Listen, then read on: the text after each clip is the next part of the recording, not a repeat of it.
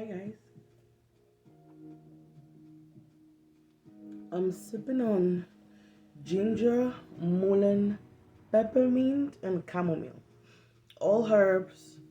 I just pour in hot water.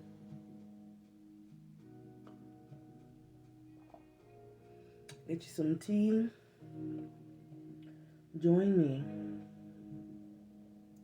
This is another episode of Chilling with Estelle.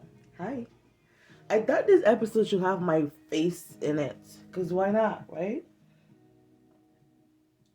This is the background is Afrobeats lo-fi chill music. It came out 1 month ago. Today is the day of a full moon, April 5th, when I'm recording this.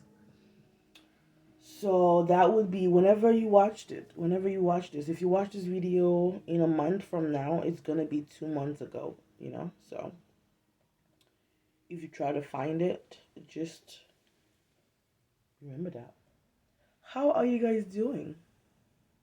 There is a song that just came to my mind and I cannot play it because of copyrights, but it's called Good Morning Rhythm. Rhythm is spelled Riddim. Riddim. I'll put it on the screen. When you go to play it, it's gonna say, "Good morning, my neighbor. How are you feeling? Are you feeling okay? Good morning, my neighbor. How are you feeling? Are you feeling okay?" So just listen to that if you need to pick me up in the morning. The painting in the black right there, it's a little girl reaching for stars. My niece painted that for me like maybe 2 years ago. Isn't that fucking dope? And I think the symbolism of that painting is that the little girl in me should never stop reaching for her dreams. So that painting is never going to leave my room. The rest is me, okay? My wall is full of butterflies, by the way, if you've never seen my wall. Okay, this episode is Chilling with Estelle as usual.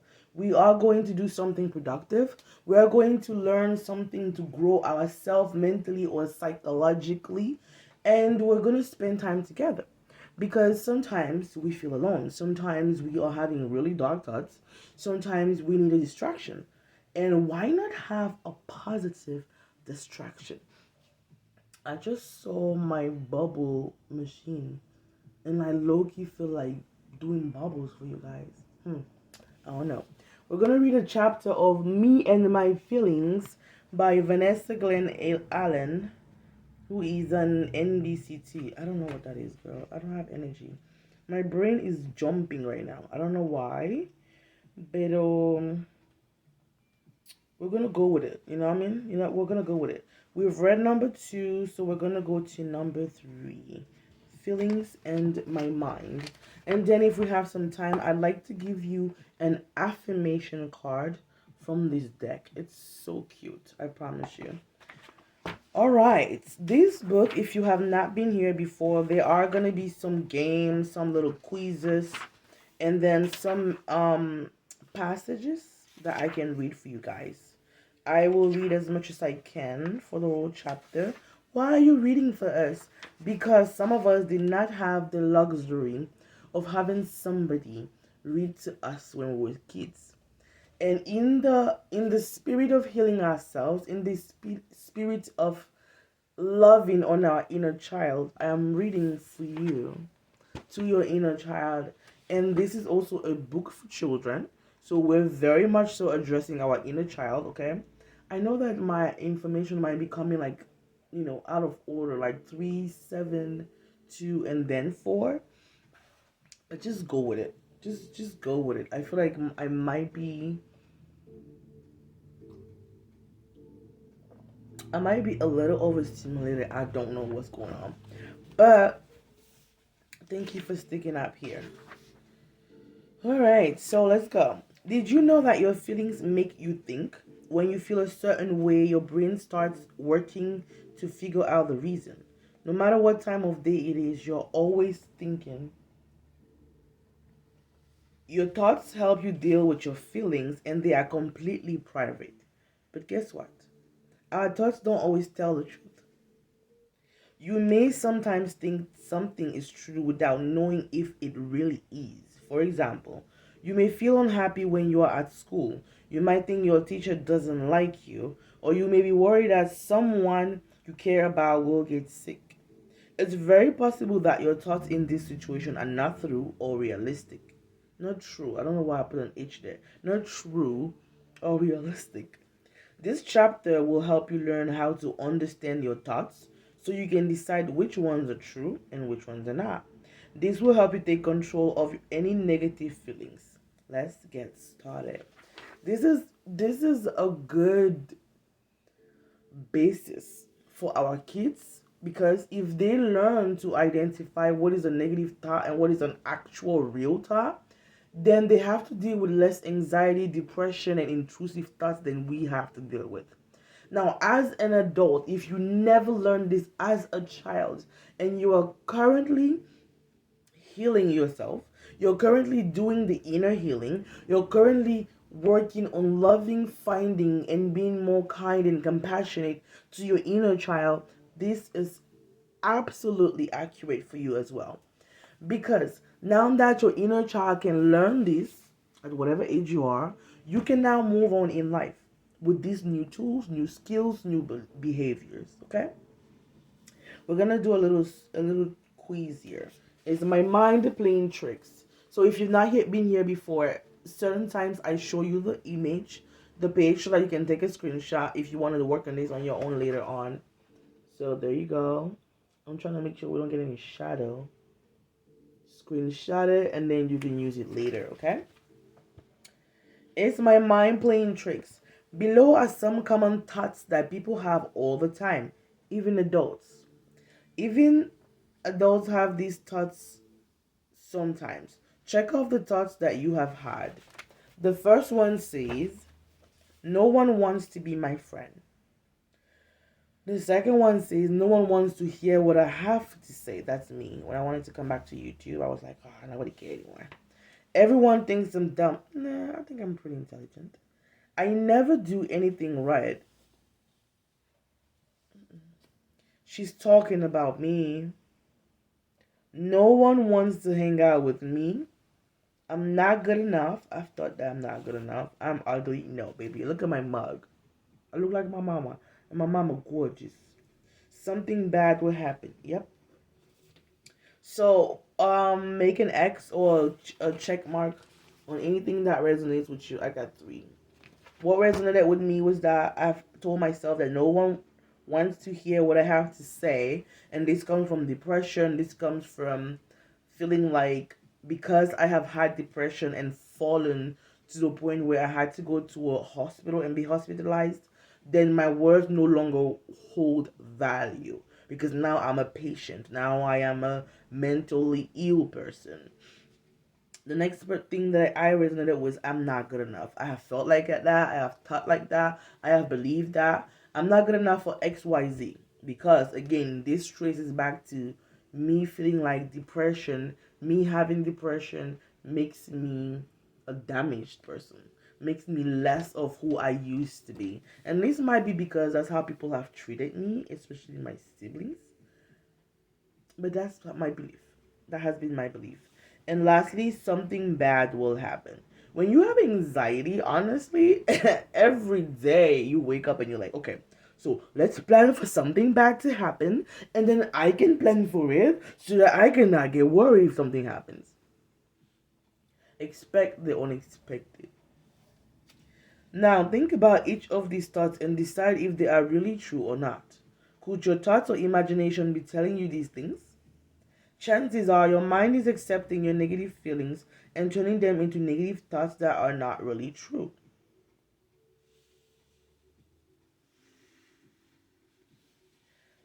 People do want to hear what I have to say. I am good enough. Good things will happen. That's called reframing your thoughts for the positive. So if your thoughts are negative and everything you hear in your mind is negative, start saying the opposite. So one of my thing was, I'm not good enough. I am really good. I am more than enough. Something bad will happen. Only good things happen to me. Reframing your thoughts. Can you tell I've been to therapy, baby girl? All right, let's go. My two brains, my emotional brain and my thinking brain. I'm gonna read this page. The next is called feeling embarrassed. I don't think I'm gonna read that one because we're grown, okay? But I will show you the page so you can read it for yourself. I promise. My two brains, my emotional brain and my thinking brain. Two brains? You're probably thinking, I don't really have two brains. Let me explain. When it comes to emotions and feelings, your brain has two personalities. These personalities are like roommates who live inside your head, live in quotations. Your emotional brain, will call him emotional Eddie, is always on the lookout for danger. Pause right there. First of all, I like that they said the emotional was Eddie and not us. Okay, back to us. Your emotional brain, let's call him emotional Eddie, is always on the lookout for danger. When Eddie sees a problem, he immediately wants to protect you, even if that means having you scream, "That's not fair!" when dad says no more cookies. Don't get me wrong, you actually need Eddie. Emotional Eddie will work to keep you away from danger. He might alert you that a car is speeding by so you don't step into the road. But his idea of danger might also be your classmate Susan cutting in front of you in line. Is this real danger or just perceived danger? He might tell you to push her out of the way because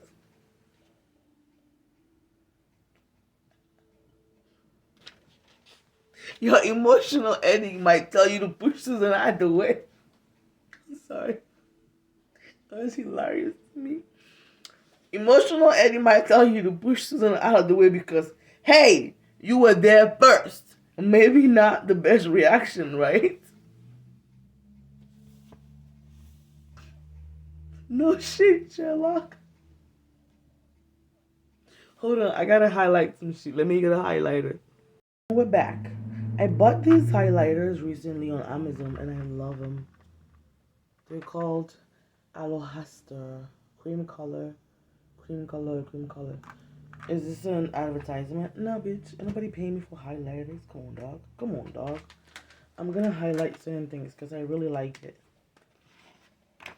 And if you've been here before, you know that I take this highlighted stuff and I make it a whole fucking episode later. Bam. Okay, what I wanted to highlight, let's bring it down so y'all can see that I'm actually doing it. Emotional energy is always on the lookout for danger. Emotional is always on the lookout for danger. When Eddie sees a problem, he immediately wants to protect you. When Eddie sees a problem, he immediately wants to protect you. Even if that means having to scream, not fair. Don't get me wrong, you actually need Eddie. Emotional Eddie will work to keep you away from danger. So your emotions will work to keep you away from danger. But his idea of danger might also be your classmate Susan quitting in front of you in line. That I'm going to underline and write by the side. Perceived threat versus real threat. He might tell her to push you. Okay, so let's go to the next page. I just finished reading this book. Let's take a pause right there, okay? I just finished reading this book. It's called No More Faking Fine. And this was my first book where I took the time to actually, highlight and bookmark so many things, and I'm so excited about it. And that's why I got the highlighters. So, now let's keep going. And then you have your thinking brain. We'll call her Thinking Thelma. Yes. If she's thinking, she got to be a Thelma. Emotional ass 80. Where did my voice go? Thelma helps you think about situations before you act. Okay. Delicious. Let's do that. Thelma helps you think about situations before you act. She reminds you to use your self-control and to respond in the best way. I'm highlighting that sentence. When Susan cuts in line, Eddie might yell, "Hey, I was here first." and encourage you to push Susan out of the way. But thinking Thelma would jump in to remind you that pushing Susan will get you in trouble. I'm going to underline that. Thinking Thelma would jump in to remind you that. She'll remind you of consequences. You know what I mean? Thelma will also remind you that instead of pushing Susan, you can calmly ask her not to get in front of you. You know what I just realized? Eddie is the child self of us, and Susan is the mature self of us. So our emotions are very childlike, and our maturity or our thoughts, our thinking grows with our age. Isn't that interesting? Thelma will also remind you that instead of pushing Suzanne, you can calmly ask her not to get in front of you. Emotional Eddie and thinking Thelma can help you best when they work together as a team. But Thelma has to be stronger than Eddie. Thoughts have to be stronger than emotions. Let's write that down. Thoughts have to be stronger than emotions. Your thinking needs to kick in no matter how you're feeling. Because if your thinking doesn't kick in and you move based on your feelings, you might do something you end up regretting. Ooh, that was a bar. That was a bar. If thinking doesn't kick in and you keep moving based on your feelings, you might end up doing something that you are regretting. Eddie will want to take over when you feel embarrassed, nervous, or scared. Keep learning how to how Thelma keeps Eddie under control. I would say emotions will really want to take over when you feel embarrassed, nervous, or scared. I'm gonna write it down. When scared, you wanna see? There's a space here, so use your spaces, okay? When scared, our emotions can kick in and tell us misinformation. Okay, so there's feeling embarrassed right here, okay? I'm gonna screenshot it for you, but we're gonna do that quiz. Sometimes I feel nervous. How nervous would I be? Express myself, facing fears, using thinking brain. I'm trying to see where's the last part. I think this is the last page. Yeah. Okay. So we're going to do this quiz together for sure. That's one. We're also going to do this quiz together. That's two quizzes. And sometimes I feel nervous. I'll read that one for you guys. And this one. There's something that I'm skipping. Alright. Let's go. You ready? I'm skipping feeling embarrassed. Okay, I said that. For sure, for sure. Here. Take a screenshot. And you can read it for yourself. In case I want you to. So you don't even have to buy the book, babe. We went to the book bars together. Together. Do my emotions rule me? Ooh la la. Let's find out who's in charge, Thelma or Eddie. Number one, you enter it on your book, okay? Or you write A, B, or C, and then I'll do the total. We'll do the total together.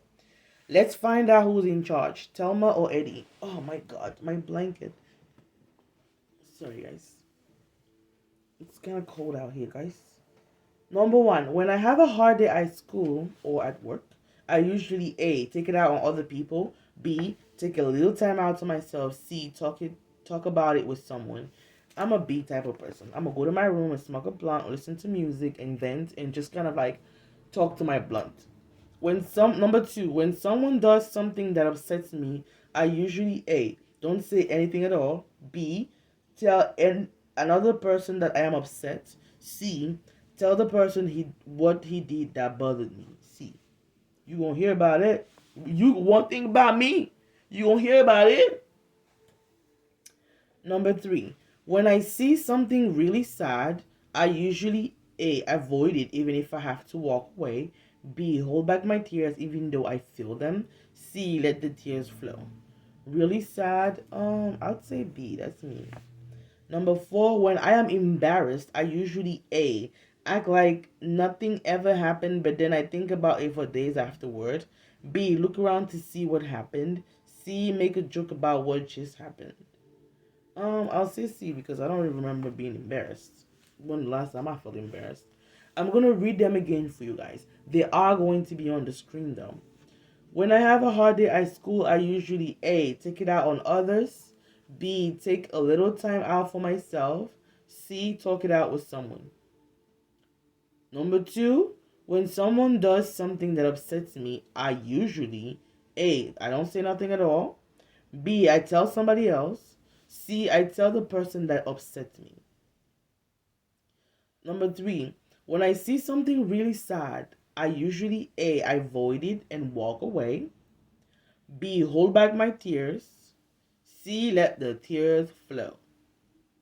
Cuatro, when I am embarrassed, I usually A, act like nothing happened. B, look around to see who saw what happened. C, I make a joke about what just happened. So I have B, 2, and C, 2. I have 2 each. So you guys do your totals. There's only 4. Give yourself 1 point for every A. So if you picked an A answer, that's 1 point. If you picked a B, that's 2 points. I picked 2 B's, so that's 4 points. If you picked a C, put 3 points. So I picked 2, that's 6. So my total is 10 points. So let me read it again. If you picked an A, this is it, if you want to read it. Give yourself 1 point for every A. So if your answer to number 1 is A, that's 1 point. If your answer to number 2 is B, that's 2 points. If your answer to number 3 is C, that's 3 points. So that would be 1 point, 2 points, 3 points, okay? So A's are 1 point, B's are 2 points, C's are 3 points. Do the math. My score is 10.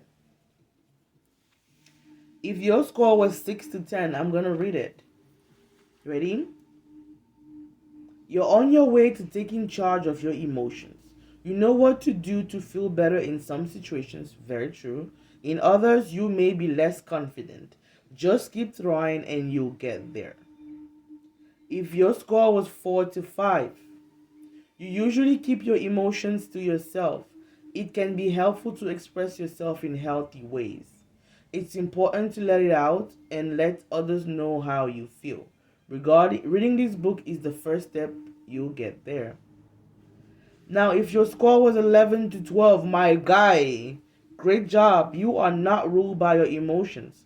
Keep doing what you're doing. Okay? Alright, so I'm going to read this page. We're going to do this one.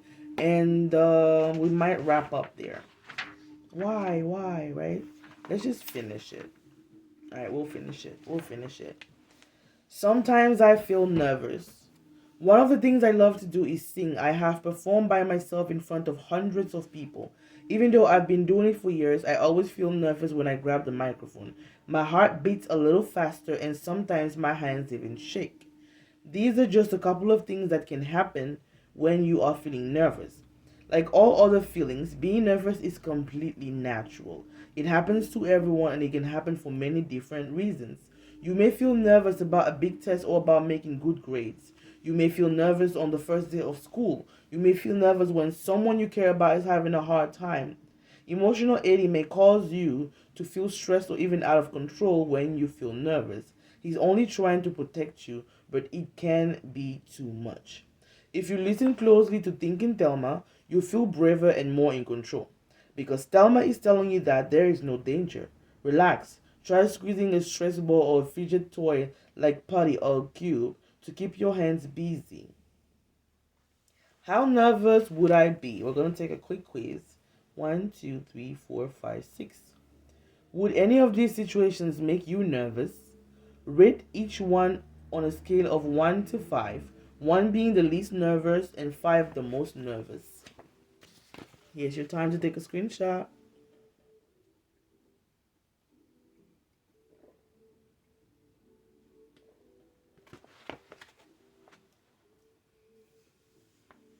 By circling the number that you best represents how you feel. So you have to sing a short solo during the chorus performance. How do you feel? 1 to 5. I'm gonna say 3. I'm in the middle. Your family moves and you're going to a new school after the holidays. God damn, that's a 4. During a field trip, a lady brings out a snake for your class to touch. 5. The only snake I touch, and not the ones other people hand to me, okay? You're about to ride a roller coaster that goes upside down. Hell no, I'm not doing it. Who's doing it? You're chosen to introduce the mayor at the school assembly. 2, baby, I'm a pro. A news reporter in your neighborhood wants to interview you about the snow day. 2. Did you learn something about yourself? What makes one person nervous might not bother another person at all. Have a friend rate each of these and compare your answers. Okay. Facing fears and worry. Using my thinking brain. Thinking about something that you're afraid of. No, think about something that you're afraid of. For me, it's mice. Now, do you have your fear in mind? How does it make you feel in your body when you think of it? When I think of mice, my skin crawls. If I even see one in a room, I will probably. What was that sound? I would probably jump on top of any chair, table, or desk I could reach. When that happens, emotional Eddie has taken over. Being afraid is natural. Natural. Some people may say, I'm not afraid of anything, but everyone is afraid of something. Worry is kind of like fear, except it sticks around in your head and causes you to think about it too much.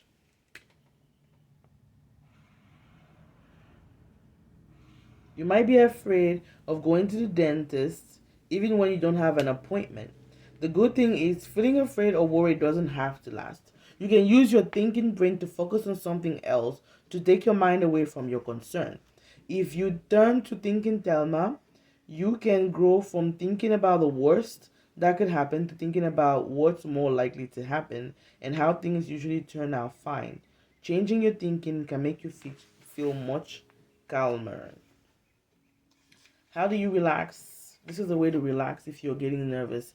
Breathe in through your nose and breathe out through your mouth.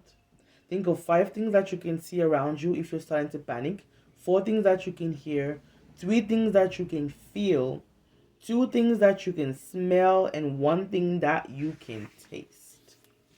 I can overcome negative feelings. Now that you know how your thoughts and feelings are connected, you are on your way to taking your power back. Here's what you have learned. Feeling nervous, embarrassed, and scared is natural. Different things make different people nervous, embarrassed, worried, and scared. Everybody is worried about something. Negative emotions will wake up emotional Eddie, and he will do whatever it takes to protect you and sometimes might go overboard. You can call on thinking Telmadel to calm things down. Your thoughts are powerful, but they are not the boss of you. You can say positive things to yourself to make you feel braver and stronger. Breathing can make thinking Thelma stronger and you more calm. So we did finish the chapter, guys. I thought we wouldn't. Because the goal of this is that I always want to keep it at 20 to 30 minutes.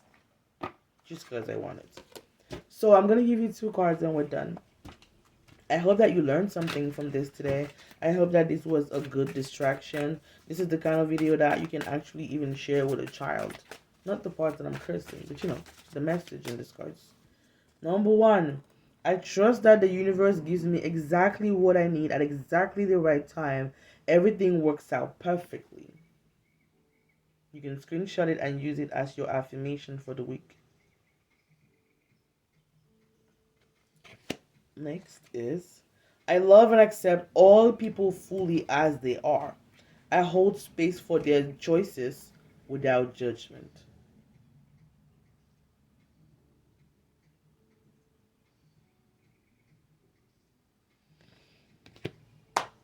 Thank you for watching. Please subscribe. I really, really, really want to hit 100 subscribers. This is what is going to motivate me to keep going, bro. Please. Thank you. Bye.